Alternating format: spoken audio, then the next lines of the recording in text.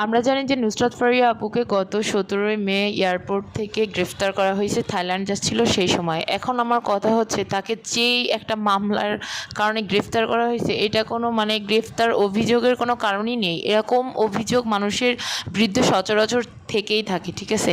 তো এখন আমার মেন কথা হচ্ছে, নুসরাত ফারিয়া আপু একজন মাল্টি ট্যালেন্টেড একজন অভিনেত্রী। তার মতো গুণী দক্ষ পটু অভিনেত্রী খুব কমই আছে। তার যেই 2টা গান রিলিজ হয়েছে, ফার্স্ট অফ অল একটা গান একটু ফ্লপ হয়েছিল, কিন্তু পরে যে 2টা গান তার রিলিজ হয়েছে পুরাটাই হচ্ছে বলিউড স্টাইলে। এরকম আগে পরে কখনো সচরাচর এইরকম গান বাংলাদেশ ইন্ডাস্ট্রিতে দেখাই যায়নি।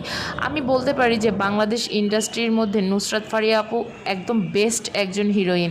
একজন হিরোইন হইতে গেলে অনেক পরিশ্রম দরকার হয়। একজন হিরোইনের perfect body, fitness, height, weight, fitness, educated সব কিছুর দরকার হয়। আর এই সব কিছুর যোগ্যতাটা নুসরাত ফারিয়া আপুর মধ্যে আছে। আমি মনে করি সে বাংলাদেশকে বিভিন্ন দেশের কাছে খুব সুন্দরভাবে রিপ্রেজেন্ট করছে। আর জুলাইয়ে যখন গণঅভ্যুত্থান হয়েছিল, তখন নুসরাত ফারিয়া আপুর ফার্স্ট পোস্টটা দেখে আমিও আমার পেজে পোস্ট করছিলাম। যদিও আমার পেজের ওই সব পোস্টগুলো আমার রেড কালিতে ভরা ছিল বলে আমি ডিলিট করে দিছি পেজের কিছু ইস্যুর জন্য, কিন্তু উনি কিন্তু অনেক পোস্ট করছিল যে এরকম জাতি হিসাবে ধিক্কার জানায়, আমরা কিছু করতে পারতেছি না কিংবা দেখতে পারতেছি না।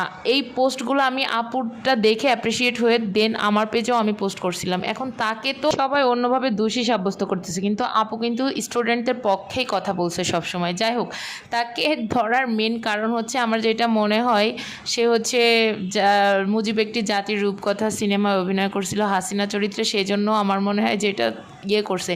কিন্তু একজন আর্টিস্টের কোনো জাত থাকে না, পাত থাকে না। সে কিন্তু হিন্দু, খ্রিস্টান, বৌদ্ধ সবার সাথে একজন আর্টিস্টের কাজ করতে হয়, আর আর্টিস্টদের কাজই এইটা।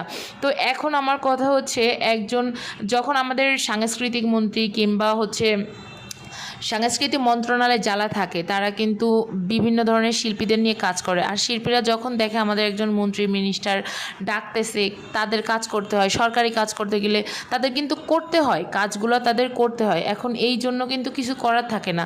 তার মানে এই না যে এই অপরাধে তাকে ধরতে হবে, গ্রেফতার করতে হবে। আমি কিন্তু অসম্ভব ভালো একজন মেয়ে। আমি বাংলাদেশের মধ্যেই সুন্দরীর দিক থেকে পারফেক্ট বলতে গেলে আগের 90 দশকের দিকে আমি বলতে পারি শাবনূর আপু, তারপর হচ্ছে শাবানা ম্যাম, এরা অনেক সুন্দরী ছিল। বর্তমান সময়ে সুন্দরীর দিক থেকে পরিমণি আপু বেস্ট, কিন্তু স্মার্ট, ফিটনেস, হাইট, ওয়েট সব কিছুর দিক থেকে নুসরাত ফারিয়া আপু একদম পারফেক্ট। আমি বলতেছি না আর কোনো নায়িকারা পারফেক্ট না, হ্যাঁ অনেক নায়িকারা আছে, বিদ্যা সিনহা, মিম আপু আছে, অপু বিশ্বাস আছে, পূর্ণিমা আছে, এরাও অনেক সুন্দর। কিন্তু নুসরাত ফারিয়া আপুর ইংলিশে ডিবেট করা কিংবা